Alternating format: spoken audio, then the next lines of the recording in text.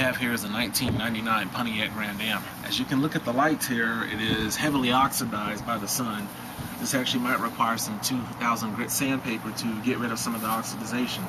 A lot of people strongly believe that a lot of this occurs inside of the light and they have to get new lights.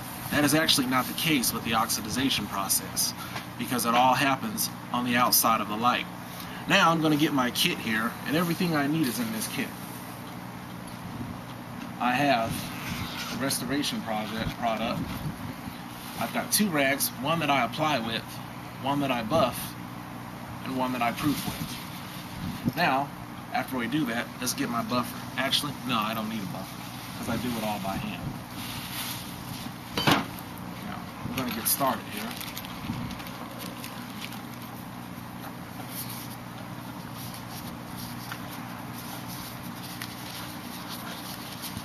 Cavity search.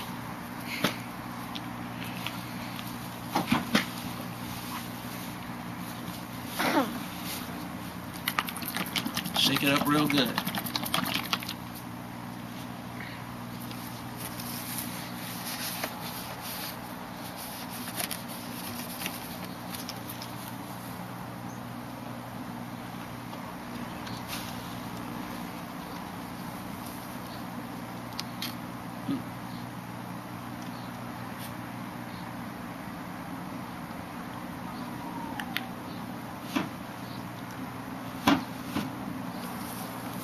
And as you can see, I'm going to work a little more towards the top of the light, because where most of the oxidation occurs. Now what I'm going to do, I'm going to work into it, I'm going to swirl it in an even pattern. While several headlights may require several applications, several buffs, I'm going to start out with just half of the light so you can actually see the major difference between the two.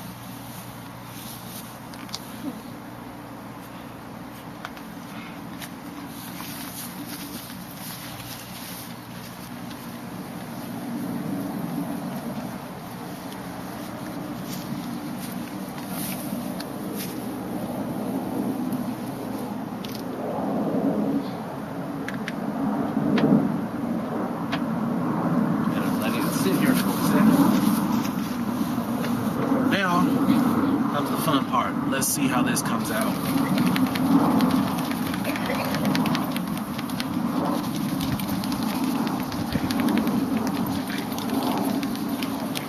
As you can see, with just one buff, the light is beginning to look better. Now this one is going to require a little more work and a lot more elbow work to it.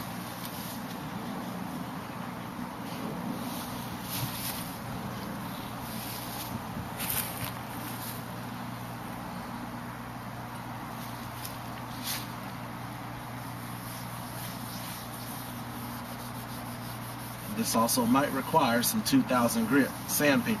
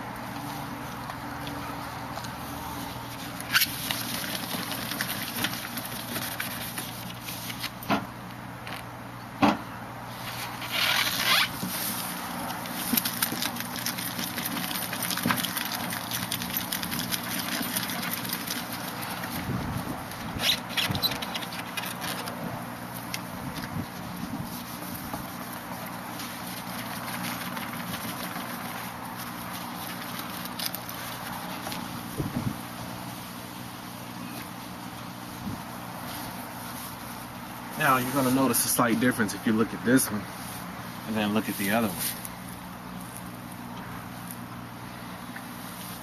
While this one right here is going to take quite a few more applications to get all that oxidation off and smooth it in the process, it can be done. You don't have to buy new lights. General Motors will charge you at least anywhere from $200 to $350 for a new assembly of headlights. Now I'm going to apply another application.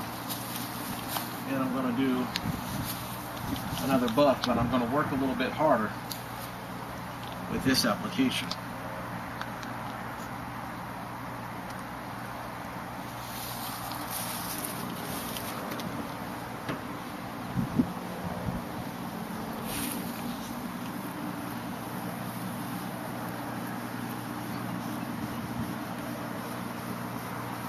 Circular motion, really working at the oxidation that's in there.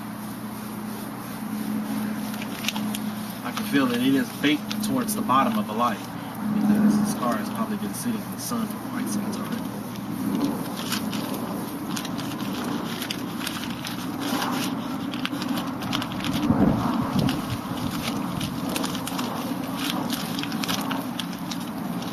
I can feel the fibers in the microfiber cloth catching.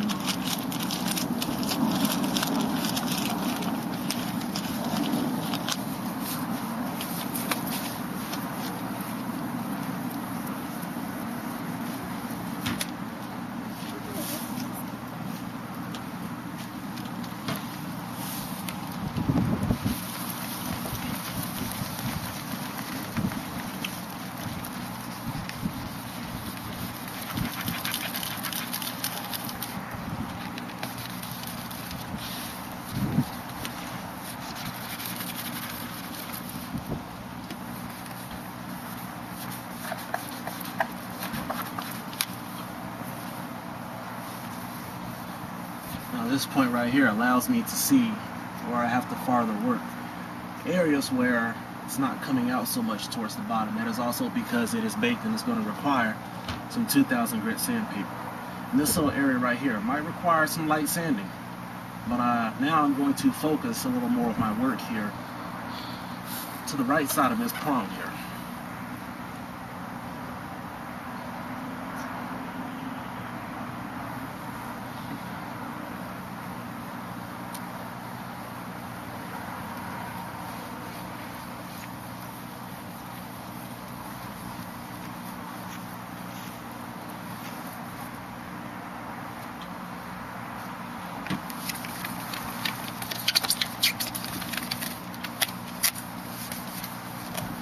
And the area that once needed work, it's actually done disappeared right before my eyes. Now I'm going to turn my focus a little more towards the bottom of the headlight. Depending on the light, this process normally takes anywhere from 5, no more than 10 minutes. But headlights that have been damaged to this magnitude may require a little more work.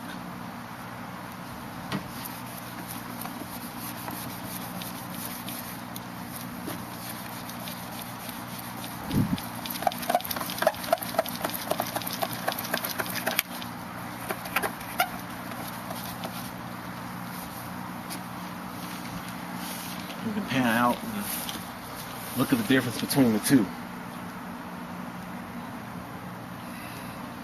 The one on the right side of the car is untreated with no oxidization process. But the one on the left, that is just with the third coat and the third buff. I'm going to perform a final and fourth buff. And then a fifth application with the proof.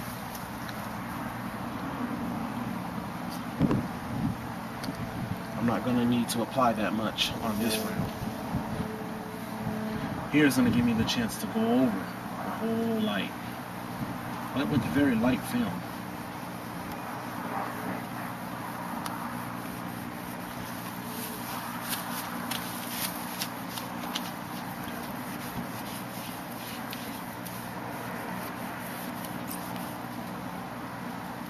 Go buff.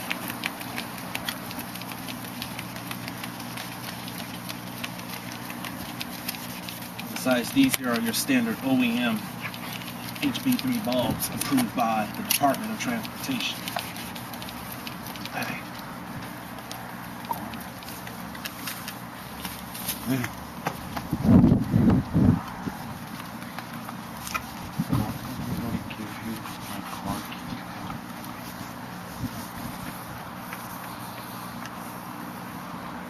And we're going to come back to this one and check on this one later. But meanwhile, we're going to go to a newer project on a newer vehicle that has less oxidization, but the oxidization has still occurred on the top of the light on this newer car. So we're going to go check on that, and of course, yeah, my arm is a little worked because I do it all by hand. I don't use buffers because you're going to have to get to the edge of the light, very edge, and you don't want to hold the buffer in one spot for too long, because you can also burn the paint and create uneven swirl marks on the light crystal itself.